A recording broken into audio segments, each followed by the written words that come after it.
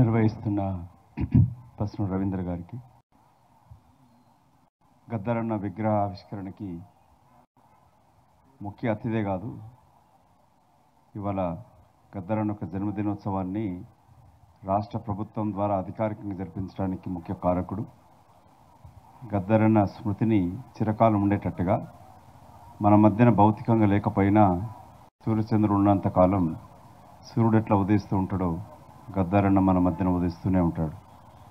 దానికి ముఖ్య కారకుడు ప్రియమిత్రుడు గౌరవ రాష్ట్ర ఉప ముఖ్యమంత్రి ప్రియసూరు బట్టి విక్రమార్క గారికి, అట్లా ఇంకొక ముఖ్య అతిథి గౌరవ మంత్రివర్యులు జూపల్లి కృష్ణారావు గారికి, తమ్ముడు సూర్యం గారికి, చెల్లెలి వెన్నెల గారికి, ఆర్ఎస్ ప్రవీణ్ గారికి, పృథ్వీ గారికి, వేదికను అలంకరించిన మిగతా పెద్దలందరికీ కూడా పేరు పేరున పలకరించడమే కాకుండా వేదిక ముందున్న నాకు అత్యంత ఆప్తులు గాద ఎన్నయ్య గారికి,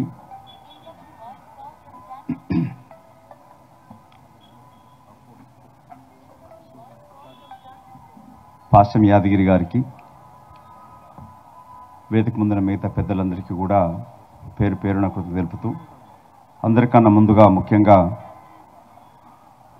ఈ తెల్లాపూర్ గ్రామంలో గద్దరన్న యొక్క నిలువెత్తు విగ్రహం ప్రతిష్ఠించడానికి ముఖ్య కారకులైన సత్యన్న గారికి, భరత్ గారికి కాంగ్రెస్ పార్టీ తరఫున నా వ్యక్తిగతంగా కూడా ప్రత్యేక అభినందన తెలుపుతూ, గద్దరన్నతో నా పరిచయం ఇంచుమించు 1979 నుంచి నేను ఇంటర్మీడియట్ చదువుతున్నప్పుడు మొట్టమొదటిసారి బయటకు వచ్చి వివేకవర్ధని కాలేజీలో మొట్టమొదటి గద్దరన్న ఒక పాఠం వినడం జరిగింది. నా రాజకీయ ఎదుగుదలకి, నా ఆలోచన విధానానికి గద్దరన్న పాట ఎంతో ముఖ్య కారణమైంది. తర్వాత క్రమంలో నేను ఎంపీగా ఎన్నికైనప్పుడు గద్దరన్న 300 కిలోమీటర్ల పైన తెలంగాణలో పాదయాత్ర చేస్తూ తెలంగాణ ఉద్యమానికి కొరకై 2005-6 ప్రాంతంలో హైదరాబాద్ నుంచి మొదలుకొని పాదయాత్ర మొదలుపెట్టడం జరిగింది. నేను వారితో పాదయాత్రలో పాల్గొనడమే కాకుండా పాల్వంచడం మీటింగ్లో పాల్గొంటూ ఉస్మానియా యూనివర్సిటీ పైన ముగింపు సభలు కూడా కాంగ్రెస్ పార్టీ ఎంపీనై కూడా అప్పటి ముఖ్యమంత్రి మా ప్రభుత్వం కొంచెం వ్యతిరేకం ఉన్నా కూడా సోనియా గాంధీ గారి వల్లనే తెలంగాణ వస్తుందని చెప్పి పార్టీలో ఉంటూనే ముఖ్యమంత్రిని, ప్రధానమంత్రిని కూడా ఎదిరించింది. ఆ ఎదిరింపులో నా యొక్క ఆలోచన విధానానికి గట్టి పునాదులు వేసింది గద్దరన్న. పార్టీ ఇవ్వకపోతే తెలంగాణ వీడితామని చెప్పి ఎంపీలను మాట్లాడుతున్నప్పుడు గద్దరన్నతో చెప్పేవాడు, పార్టీ వీడితామని ఎప్పుడు అనొద్దురా, పార్టీ ఎవరు సొంతం కాదు, పార్టీ మీ అందరిది, కాంగ్రెస్లోనే ఉంటా, కాంగ్రెస్లోనే సాధిస్తా అని చెప్పన్నాడు. అందుకే 2009లో నా నినాదం జై తెలంగాణ అంటూ కాంగ్రెస్ ఎంపీగా మొట్టమొదటి నా కార్డు పైన కొట్టించి, పాశం యాదగిరి అన్న నాకు ఇద్దరికి తెలుసు, మేమేనో సభలు కూడా పాల్గొన్నాం. అప్పుడు జై తెలంగాణ, కాంగ్రెస్తోనే తెలంగాణ సాధ్యమని కూడా గట్టిగా అప్పటి ముఖ్యమంత్రి ముందు కూడా నిర్ణయించింది కూడా గద్దరన్న చెప్పిన మాటతో విశ్వసించి. ఇంకొక మాట చెప్పినాడు, అందరూ సోనియా గాంధీ గురించి మాట్లాడుతున్నప్పుడు ఒక తల్లిగా బిడ్డల ప్రాణ త్యాగాలను గుర్తించి ఈ తెలంగాణ ఇచ్చిందని చెప్పరా సోనియా గాంధీ గురించి అని చెప్పినాడు. నిజంగానే సోనియా గాంధీ గారు శ్రీకాంతాచారి ఇంకా మిగతా వాళ్ళ ఆత్మాహుతి చేసుకున్న ఫోటోలు చూపించినప్పుడు వాళ్ళ కళ్ళలో నీళ్లు తిరుగుతూ ఉండేది. తెలంగాణ రాష్ట్రం సోనియా గాంధీ వల్లనే సాధ్యమైందని చెప్పి 2018 క్రమంలో కొప్పుల రాజు గారు, బట్టి విక్రమార్క గారు,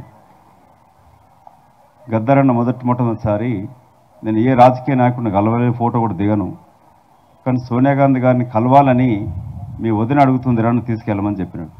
అప్పుడు తమ్ముడు సూర్యం, నేను, గద్దరన్న వదినతో కలిసి ఢిల్లీకి వెళ్ళి చలికాలంలో కూడా ముందు రాహుల్ గాంధీ గారిని కలిసినాం.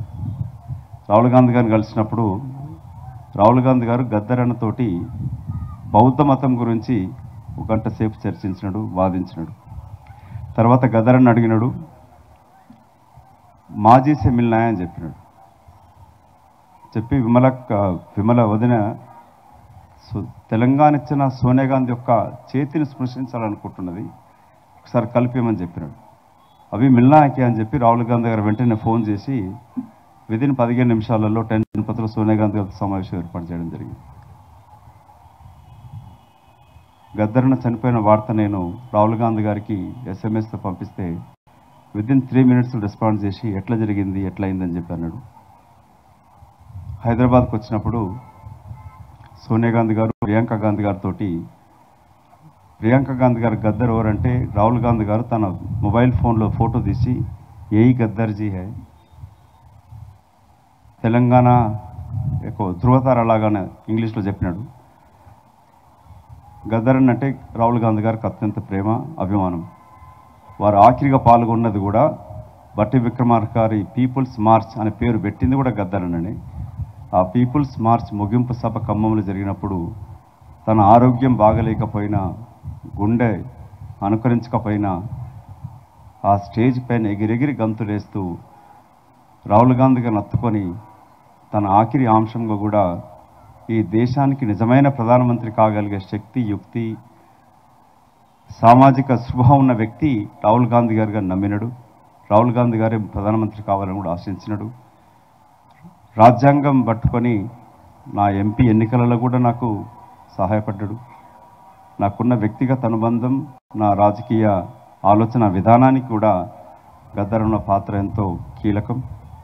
తెలంగాణ రాష్ట్ర సాధనలో గద్దరన్న పాత్ర లేకపోతే మనం ఊహించుకోలేము. గద్దరన్న పాటతోనే కాదు, తన ఆఖరి రక్త బొట్టు కూడా తెలంగాణ రాష్ట్ర సాధనకు ఉపయోగించినడు.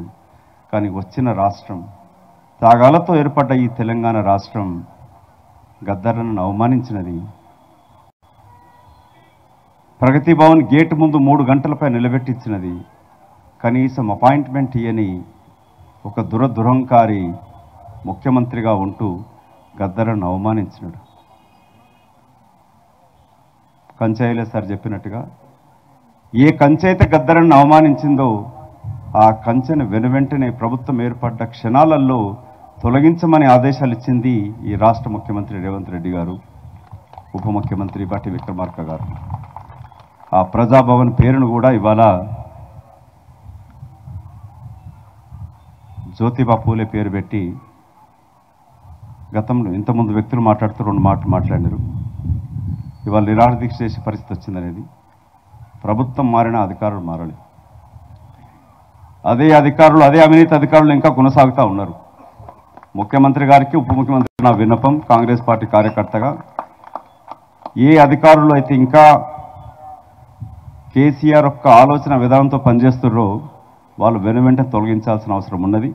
ఇప్పుడు రేవంత్ రెడ్డి, బట్టి విక్రమార్క, కాంగ్రెస్ పార్టీ ప్రభుత్వం, ఇందిరాగాంధీ ప్రభుత్వం, ఇందిరా ప్రభుత్వం వచ్చింది. సోనియా గాంధీ గారి యొక్క గ్యారంటీలతో ఏర్పడ్డ ఈ ప్రభుత్వం మిత్రులు మన్నించాలి.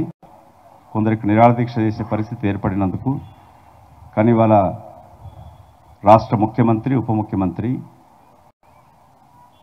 శాశ్వతంగా గద్దరన్న వ్యాధి ఉండేటట్టుగా నంది అవార్డులకు బదులు సినీ కళాకారులకి, కవులకి, కళాకారులకి గద్దరన్న పేరు పైన వారి జయంతి, జన్మదినం రోజున ప్రతి ఏటా నిర్వహించడానికి ఆదేశాలు ఇవ్వడం జరిగింది.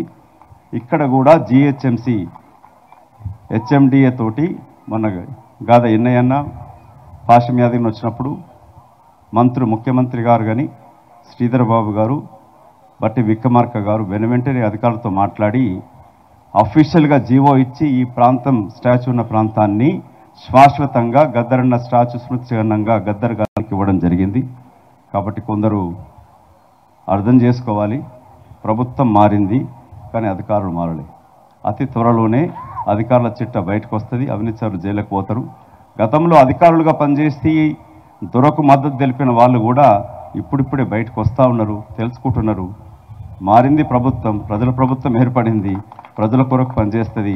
మిగతా విషయాలు మిత్రులు ఉప ముఖ్యమంత్రిగా వివరిస్తారు. మరొక్కసారి ఈ గొప్ప స్టాచ్యూ ఏర్పాటు చేసినందుకు సత్యన్న గారికి, వారి మిగతా మిత్రులందరికీ కూడా ప్రత్యేక అభినందన తెలుపుతూ జై హింద్, జై తెలంగాణ, జోహార్ జోహార్, గద్దరన్నకు జోహార్లు అర్పిస్తూ కృతజ్ఞత.